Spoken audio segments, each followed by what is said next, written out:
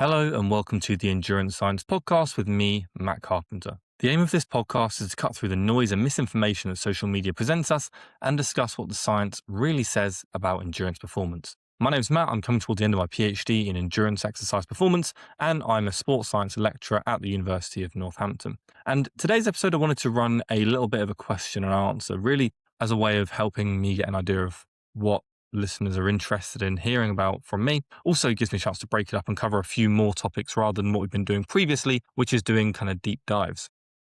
And we've got some really interesting questions come through. So hopefully some things that will be of interest. And I'll be running fairly regular sort of Q&A based episodes. I'm looking at around once a month, potentially doing question and answers. So your questions will always get answered in more detail than I can usually do on social media. And so we've got questions on a lot of different supplements. Nomio keeps coming up, so I'll be talking about that today. Collagen, always questions on bicarb and beetroot juice, as well as some physiology questions such as the brain and how much carbohydrates it really needs. So lots to get stuck into. And I want to start with a bit of physiology before I go into the supplements today.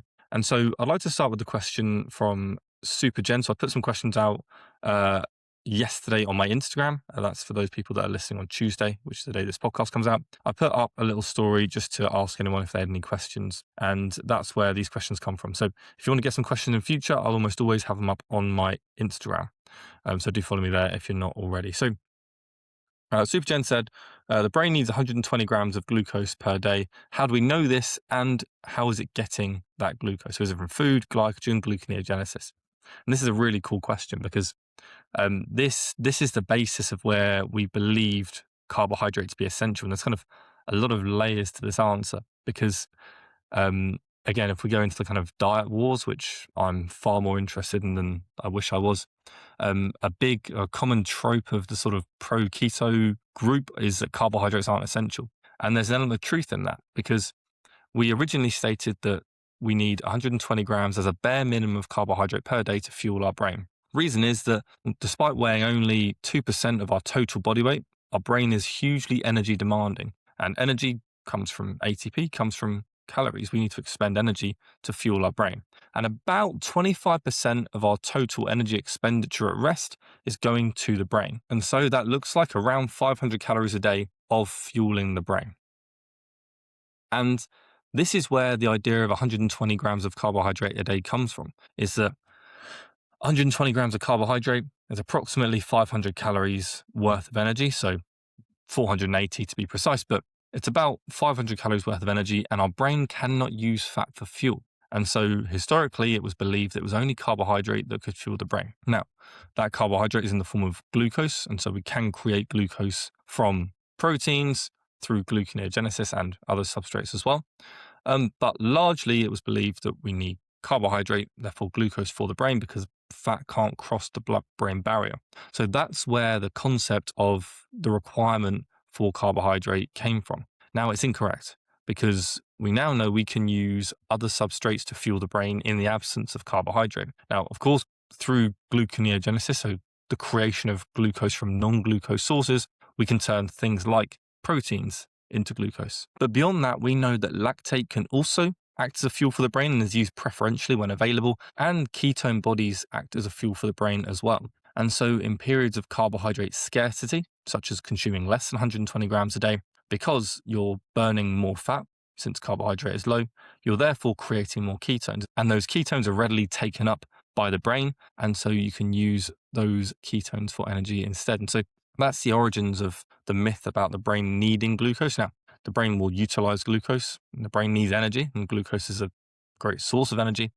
But yeah, you don't need carbohydrate to fuel the brain necessarily. Now, physiologically, you'll still create glucose. So if glucose is low in the body, gluconeogenesis will increase. And so your brain will still take up glucose. And so you need glucose for the brain, but you can get that glucose from non-carbohydrate sources when required. But that was a really cool start, and it's always good to talk about some physiology. And now, I guess we dive into the supplements because we're going to whistle stop through a bunch of questions on supplements that I cover all the time and also supplements that I very rarely cover. And there's a reason in some of these that I don't cover them very often.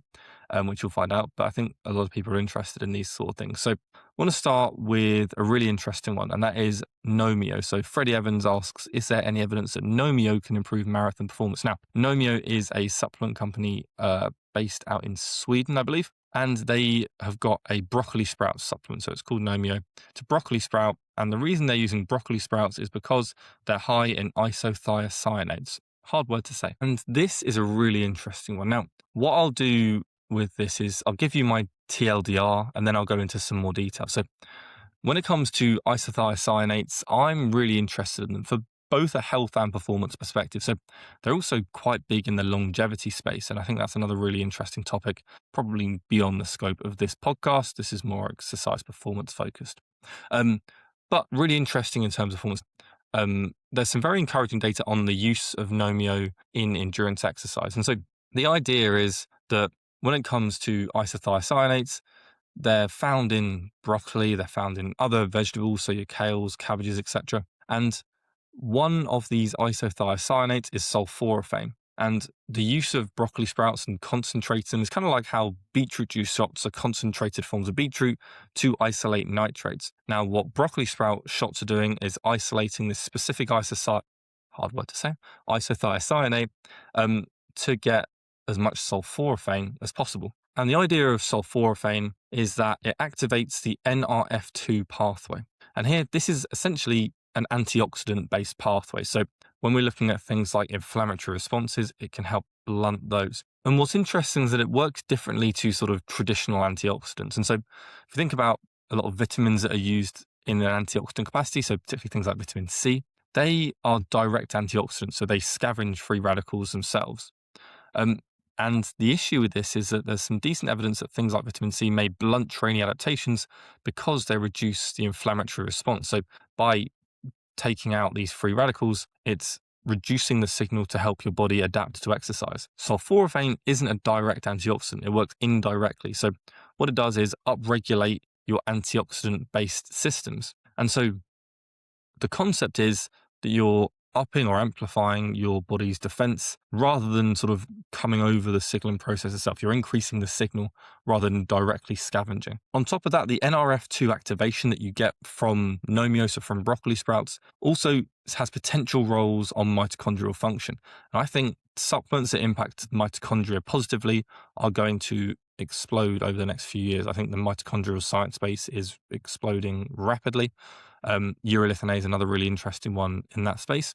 And so I think that may well be where research goes with Nomio. So you've got some really interesting potential mechanisms, both for health and a performance perspective. But that doesn't mean I recommend things like broccoli sprouts. And in fact, I don't suggest them right now. And the reason is quite simple, is that mechanisms are all well and good, but often mechanisms don't play out in the real world. And what we need is direct evidence. And that's where in my supplement episode, which I believe was episode 2, I spoke about supplements that have good evidence, supplements that have contextual evidence, supplements that I'm excited about but haven't yet got the evidence, and the supplements that don't work and there's good evidence they don't work. Now, in those 4 categories, I place Nomio in the category of exciting but insufficient evidence. And so there is some really intriguing data. It's largely come out of the Karolinska Institute, which is a fantastic institution in Sweden. And they are also the co-founders of Nomio. Okay. Important conflict of interest doesn't make their research any less interesting, but important contextual information. And what they've looked at is high-intensity exercise and the impact of broccoli sprout supplementation, particularly using the supplement Nomio. And they found an attenuated lactate response. Now, what that means is that at the same intensity, you are showing reduced lactate concentrations in the blood. And now that suggests that you may also be seeing a reduction in the metabolic acidosis and the increased hydrogen ions you get during high-intensity exercise. So it could improve performance, although it doesn't necessarily result in improved performance. In fact, lactate itself is just a proxy. So that's interesting data, was kind of unexpected at the time. But there's not been much research going on, particularly outside of this institution. And even with this research, it's still very early days. When we look at our bicarbs and our beetroot juices, we've got hundreds and hundreds of papers. When we look at Nomio, particularly within the context of endurance exercise, or at least, broccoli sprouts, there's not much research yet. And so we're seeing changes in physiology, such as this decrease in lactate during exercise, but we're not seeing performance changes particularly. And really, we haven't had the research to show that yet. There's not been enough research to give me a confident reason to recommend broccoli sprouts or Nomio in particular. Now, like I said, I'm encouraged and excited by broccoli sprouts as a research area and sulforaphane particularly. But it's always important to be cautious when translating mechanisms over to real world changes in performance. Now, the good thing about things like broccoli sprouts is that, like I mentioned, they're also being researched in the longevity space. I think this is probably a more interesting area for sulforaphane. Um, if I was part of Nomio, I'd be trying to advertise it as a health and performance supplement rather than performance. Um, and so if you're consuming broccoli sprouts, you may be getting health benefits from them, even if it's not impacting performance. Um, and so I always like supplements that may have other benefits. And it means that at worst, it's net neutral, potentially beneficial for other means. The bad news is it's very expensive. And so it's not something I recommend at the moment. Again, keeping a very close eye on this research, absolutely subject to change with more high quality research coming out, and I'm sure it will be. But right now, there is some evidence that Nomio or broccoli sprouts impact physiology during exercise, very limited evidence on performance. Okay, so there is Nomio. Now, what should we go to next? I've got a collagen question, which I definitely will cover. And in that, I will also cover why I don't talk about collagen. But it is really interesting. I get asked about collagen probably more than almost any other supplement that I don't talk about. It's probably the most commonly asked for one that I tend to kind of avoid. But I will get to it. It's my podcast exclusive. Before that, we got a nice one here from Eddie Martin, who asks, is bicarb beneficial for races beyond 5 and 10K? Now, for those of you that listened to my episode on bicarb a couple of weeks ago, you may know the answer to this. There's no clear yes and no.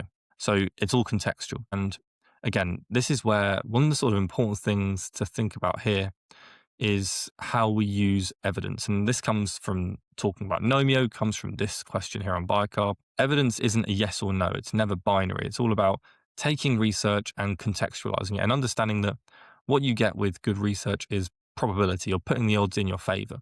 It's never a clear yes or a clear no. And so with bicarb right now, there's very good evidence it improves short duration performance, so say up to 10, 12 minutes. I'm pretty encouraged by durations beyond that for elite athletes. So your 5Ks and 10Ks for elite athletes, I think bicarb is probably beneficial.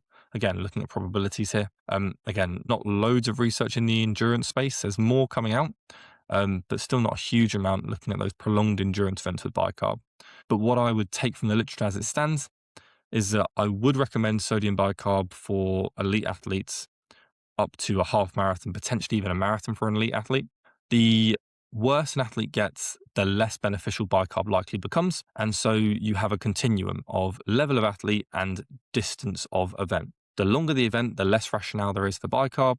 The worse the athlete, the less rationale there is for bicarb. So almost any athlete will benefit from bicarb for a 2 to 10 minute event. When you get to a 5K, you may get benefits for the majority of athletes, as long as they're a decent caliber. As races get longer, the level of athlete has to get higher for bicarb to be beneficial. Now, again, this is my take of the research as it is with some uncertainties. Again, this is always subject to change, but this is how I'm looking at bicarb at the moment. And so is bicarb beneficial for races beyond 5 and 10K? Probably only for very good athletes that are working at a high percentage of their VO2 max. So as a rule of thumb, I would suggest if you're running a half marathon, sub 1 hour 30, maybe it's something you can consider. But again, this is where we start to get kind of speculative, okay? Because we've got the longest duration study I've seen on bicarb looks at a 40K cycle, so about an hour cycle, and did show a benefit. But again, that's one singular study, and it's on cyclists, so less chance of GI issues, and it's only an hour. So we're working on insufficient evidence to make clear recommendations, but that's where I would go with this right now. And again, as always, subject to change. Okay, awesome. Now I've got a really interesting one on another supplement actually that I've not covered at all. So I'll go through the two supplements here that I haven't covered really before in much detail. And so Sean Bryan asks about L-carnitine. So any good for fat burning? And if so, how long before you see empirical improvements? Interesting. And always nice to talk about something a little bit different. So, L-carnitine is a really commonly used supplement for fat loss. It's something I've heard, friends over many years talk about and consume to try and help them lose fat. And if you understand fat oxidation or fatty acid metabolism, you kind of understand why. Um, because L-carnitine itself is a molecule that is used to shuttle fats into the mitochondria. So you have a thing called the carnitine shuttle. For a long time as a student, I called it the carnitine shuffle. Both work, but it's called the carnitine shuttle. And essentially, it helps get your long-chain fatty acid into the mitochondria. And that is where we break it down and use it for energy. And so physiologically, if you can transport more fat into the mitochondria, use more fat for energy, well, then maybe you'll burn more fat. So the kind of pop physiology makes sense. And again, it's a really easy marketing claim. Unfortunately, it's just not been borne out by the evidence. And so few reasons for this. The real overriding one is that fat burning or fat oxidation itself doesn't result in fat loss. Fat loss is related to energy balance. If you were to consume loads of calories but increase fat burning, which happens if you're on a low carbohydrate diet, but consume more calories, you'll be burning lots more fat, but you'll still be gaining fat in terms of your adipose tissue or subcutaneous fat, body fat. And it's all about your net loss of energy. So that's the crux of the issue. But on top of that, taking carnitine itself isn't overly bioavailable, so you don't absorb a huge amount.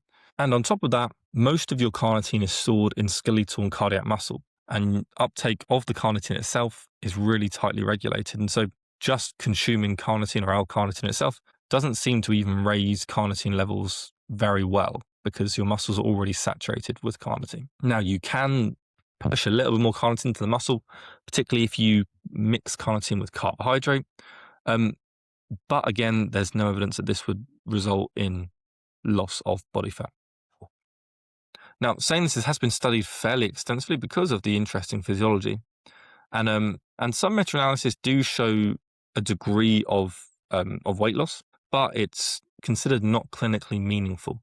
What that means is that it's just not substantial enough to be greater than essentially what is daily fluctuation. And there doesn't seem to be any significant effect in body fat percentage, waist circumference, all these kind of things. And so I'm not particularly convinced that there is any meaningful impact of weight loss at all. I suspect that's related to things like body water content, things like glycogen breakdown, potentially study bias, these kind of things. So long story short, your body makes plenty of carnitine, and the carnitine you consume isn't overly bioavailable. Even if you were getting more carnitine, I'm not convinced that would result in the long-term loss of body fat. And so unfortunately, if only it was so easy as a supplement to help losing body fat, unfortunately, L-carnitine is probably not going to help you lose body fat. But great question. Thank you for it. Now, the one I get asked more than anything else, collagen. So, should endurance athletes be taking collagen? Should we be having collagen as we age? And that's another really important aspect of this question. Again, another one similar to urolithin A, where the rationale increases as one gets older. And now, I've mentioned that I don't really cover collagen very often, despite being asked about it quite a lot. And the main reason is that as a body of literature, I found it so unbelievably messy and hard to make sense of. And so I quite simply haven't had a good evidence-based answer for whether people should consume collagen. And so what I want to do with this answer here is kind of tell you my thoughts on where I'm at with collagen, based on trying to make sense of the literature. And then hopefully maybe you'll be more informed and decide whether you do or don't want to consume collagen. And so collagen itself is very popular. And another caveat here is I'm currently taking collagen myself. So there's my caveat. As I'm about to say that I'm cautious in recommending it, I'm currently using collagen as part of like a daily supplement stack. Have been for a few months now. Have I noticed any differences? No, but it's mainly because I have long-standing issues with ankle tendons. And so I'm looking to see in that particular scenario whether collagen can support some issues I've got with my ankle. So I wouldn't necessarily translate my reasons for supplementing with the majority of my listeners, unless anyone else is recovering from injury. However, when it comes to collagen, it's very nuanced and there is some genuine promise. And I think this is where I'm not going to give you a yes, you should take collagen or no, you should avoid it. It's not a scam, but the evidence isn't particularly clear. So promising areas, but specific research in endurance athletes and evidence of benefit for endurance athletes is very, very limited. Okay, so collagen itself is the most abundant protein in your body. It makes up around a third of your total protein. And it makes up, or is essentially the scaffolding for your tendons, ligaments, cartilage, and bone. So for many people with issues with ligaments and tendons, like myself, I'm using collagen to see if there's any noticeable difference. Now, I'm always wary of sort of n equals 1, it worked for me type arguments. I've not noticed any difference, but these things people rarely do because changes are so slight, even from things that do benefit, it's often quite hard to notice. Now, the rationale for endurance athletes is that particularly people with high training loads, you're putting your body through a high load, particularly things like runners. You're battering your ankles, your Achilles tendon, for example, with repetitive loading, lots of force over long durations. And so the rationale is that consuming collagen might support the repair of your tendons, of your ligaments, and might also support the strengthening of them to improve, say, running economy. And so there's a few important caveats around here. So the first one is that as a protein source itself, collagen is not particularly good. Okay, and so if you're concerned about muscle protein synthesis, muscle mass, etc., then collagen is not effective, or not as effective as a whey protein or a complete protein. But most people aren't consuming collagen for that reason. Okay, so they're consuming it for connective tissue and joint health. I also, my wife's mentioned people consuming it for skin, nails, and things like that. I'm going to caveat my answer by saying I know nothing about those topics and the role of collagen in terms of the research. I don't know. So if you're wondering if it's going to help your hair or your skin, well, look at my hair. You can make of that what you will, but I don't have looked at research on that. So I'm sticking solely to the stuff that I have looked at some research on, which is connective joints, tissues, and specifically performance enhancement in endurance athletes. And so sort of the big, often cited studies here look at things like collagen synthesis around exercise. And so Shaw et al. In 2017 looked at consuming vitamin C enriched gelatin, which is a form of collagen, before intermittent-based exercise, and they found increased collagen synthesis. So consuming collagen before exercise improved or increased collagen synthesis. And they stated, or they believe, the mechanism is something called mechanotransduction. So when you're exercising, you're loading your tendons, and so your tendons are helping support the movements you're doing. So think of your Achilles tendon in your ankle, for the back of your ankle, that's your Achilles tendon. That's going through a lot of load and supporting the movements during exercise.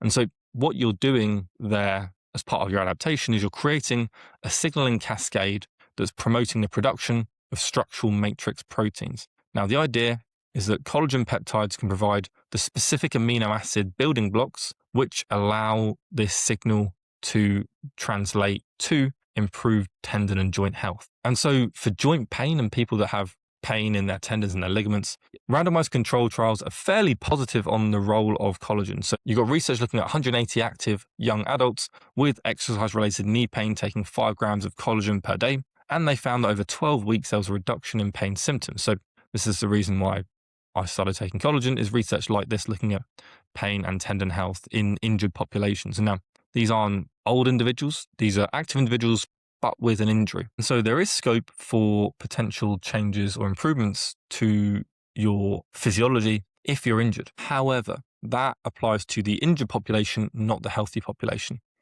Now, I am yet to find evidence that shows collagen supplementation improving performance in healthy athletes.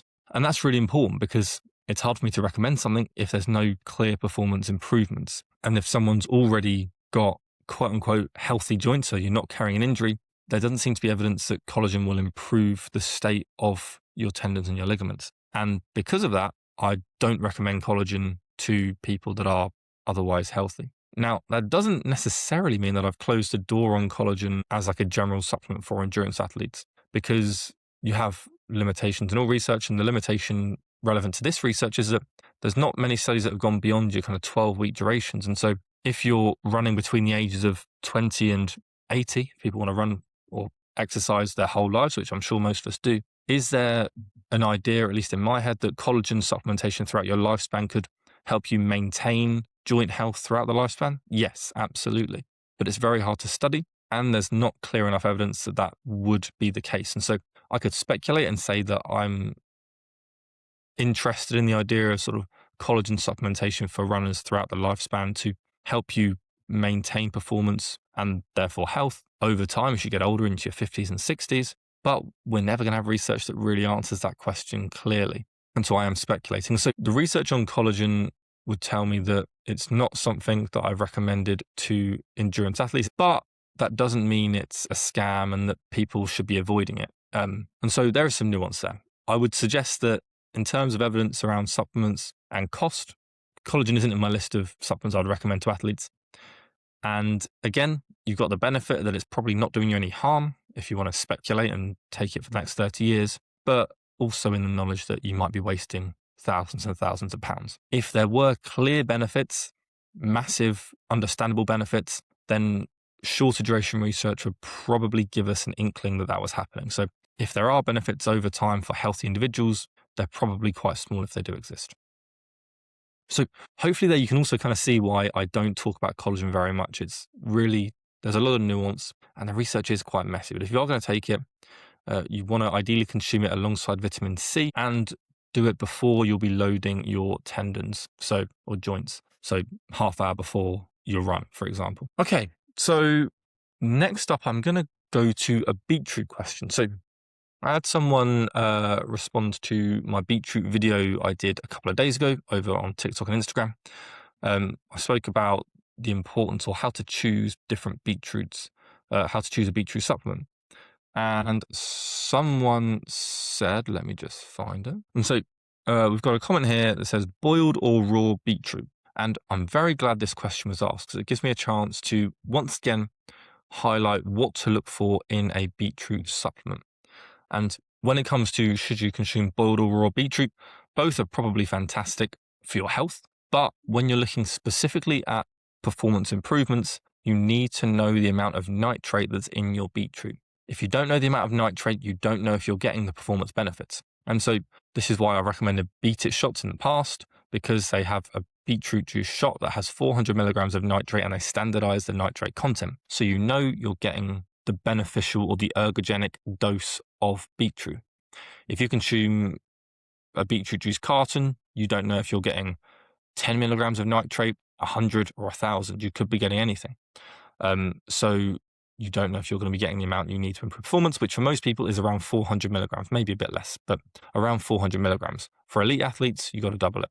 And so you could take a risk and eat a bunch of beetroot, but you're just jumping into the unknown. And so you need to find a beetroot shot that standardizes for beetroot. Now, I believe there is another company called NuPays that standardizes beetroot nitrate concentration. If they do, they'll say it because it's a huge selling point. It's the selling point for a beetroot supplement. I'm back. And so the short story here is that if you're consuming beetroot because it's a healthy food, then consume it in any which way you please, and you will likely see some kind of benefit.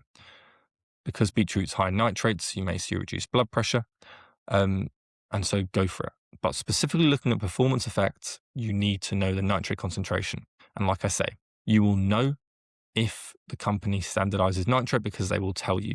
A company would not go through all the effort, and I suspect cost, of standardizing nitrate if they didn't then go and shout from the rooftops about it. So that is the tea on beetroot. Okay, and the last question is not a supplement related question, which is music to my ears because as much as I like talking about supplements, it's nice to get into the nuts and bolts of sports science as well.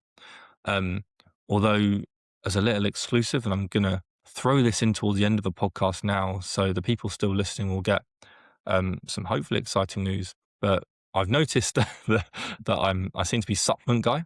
And I've got no problem with that at all. And so I've been looking into the idea of writing a book on supplements for endurance athletes, not just a list of supplements, but actually going into the detail of a history of supplementation and endurance exercise, categorizing different supplements, and then nerding out on a few fun ones, such as sort of Nomio or broccoli sprouts, a great example of one that I will potentially do, and then talking about how to build your own supplement stack, saving money based on avoiding supplements that do nothing, and also how to sort of approach research when it comes to looking at supplements in sports science. And so if that's something you'll be interested in, I'm a decent way into the creation of it. It's something that I am sort of digging a lot of time into right now, just thinking of structures and how I want to make it look.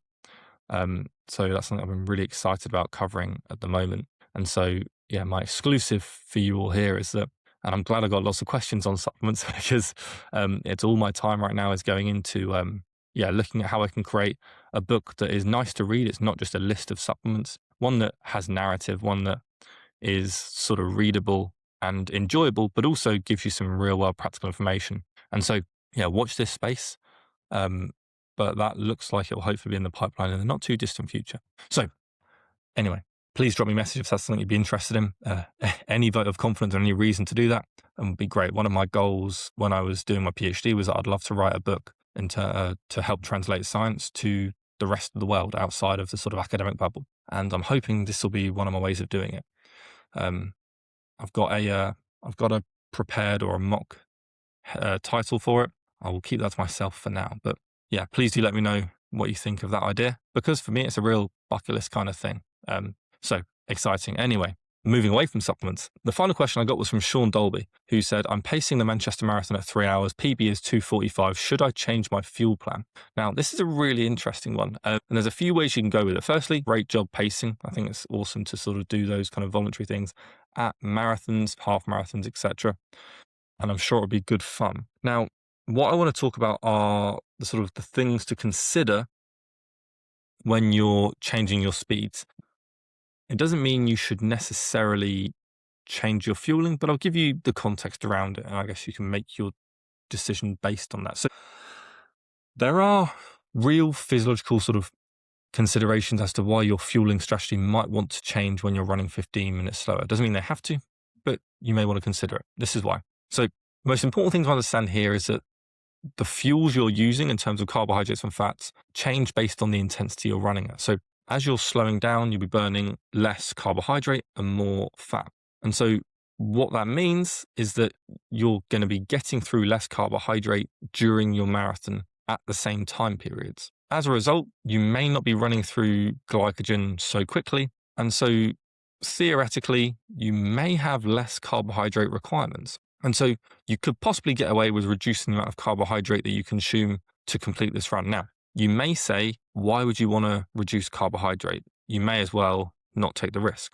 And there's definitely a point to that. And I would say, in reality, I would probably do things the way you're used to doing them. And that is my real advice. But I would have a play around in training at running at those slower speeds and consuming the amount of carbohydrate that you want to consume. And the reason is that when you're running at a lower intensity, you may find that since your body isn't burning through carbohydrate as quickly, the carbohydrate can sit in your stomach longer, essentially, and may increase bloating, increase gut discomfort. And so paradoxically, running at lower intensities, sometimes it can be harder to get those carbohydrates in. So make sure you practice running slower and having the carbohydrate you're going to have on race day in training. And you'll want to make some considerations about timings. And so, for example, there are reasons to potentially reduce carbohydrate intake, but because it's only 15 minutes, that's 10%-ish slower. You could say drop your carbohydrate by 10%. But that's quite a small difference. And so if I was you, I'd keep it more or less the same. Have a play around with dropping carbohydrate. But again, if you're going from 60 grams an hour to 55 grams an hour, is it a change you're going to notice? Probably not. So I wouldn't worry too much about changing a fuel plan. But there is some interesting physiology that would suggest maybe you could play around with it. But I think it would be different if you were going from a 2:45 to a 4-hour pacing. But when it's 2:45 PB and you're pacing a 3-hour, you're within the realm there of it being close enough to keep things pretty much the same. Okay, so what I want to do is actually quickly get in one more question, because I've actually just had one come through. I think next time I'll probably put this post out earlier so they're not coming through live. But Bethan has asked a couple of awesome questions. Now, one is on heat acclimation and heat training. Now, this will have its own podcast episode soon. Heat training is still very underused by endurance athletes. Heat training doesn't have to be going out to beautiful hot countries, although if you've got the money, treat yourself. You can get heat acclimation effects from things like a sauna. And there's more and more evidence coming out now that you'll get performance benefits from that, or even a hot bath. But I will talk about that in more detail in a future episode. What I'd like to do is cover Bethan's other question, which is a really good one. And that is cross-training. So Bethan says, can you talk about cross-training for endurance athletes, endurance runners, like bike, elliptical, etc.? And long story short, cross training, I think, is again not necessarily underutilized, but could be better utilized by many people. Now, again, always individual factors that come in here, but one of the biggest limiters for people improving their performance is training volume. Training volume is always the best correlate of endurance performance. And of course, there's no better way of training for running than running itself. But the more you run, the more chance you have of injury. It's much easier to increase volume if you add in time on the bike. And now, what I would suggest is people around their own schedules work out how much they can run in terms of their day-to-day life and also their limits regarding injury. Then when you're really pushing those top volumes and those real like peak week times, cross training can be a really effective way to get extra volume in, which is helping you get particularly cardiac adaptation without the risk of, or with a reduced risk of injury compared to running itself. And so cross training is fantastic using the bike or the elliptical. Brilliant ways of getting adaptation and reducing risk of injury. There's no one perfect way to cross train. And if you don't have any injury problems when you're going up to 200 Ks a week running, well, then maybe you don't need to. But a lot of people do. And so for both convenience and injury risk, I think regular cross training is really effective. But rather than doing it instead of running, I would try to see if you can add in extra training on top, is where I'd try and do it. Now, of course, time is often a limiting factor for people. If you had the choice of a run or a cycle, if you're a runner, then you should run. But like I say, if you have a day where you can add in a second session and that second session's on the bike, then it's a fantastic thing to do. So cross training is great. And thank you for the kind words about the podcast as well, Bethan. So that is all for today. I hope this is interesting. Really nice to answer some questions and get a feel for what people are interested in. I am getting so many questions about collagen and broccoli sprouts right now, which is a good sign to go into them in more detail in future, which I certainly will do. If you've got any other questions or topics you'd like me to cover, as always, please let me know. Thank you for listening. As I say every week, really enjoy doing this podcast. It's a great chance for me to ramble around topics that I find interesting, and hopefully you do as well. In the coming weeks, like I mentioned, we'll be having some guests on, experts in their field, to talk about the topics they find the most interesting, topics that I'm hoping you as my listeners will also find interesting. So I'll see you next week. Have a great week. Enjoy your running or whatever endurance exercise you're doing, and goodbye.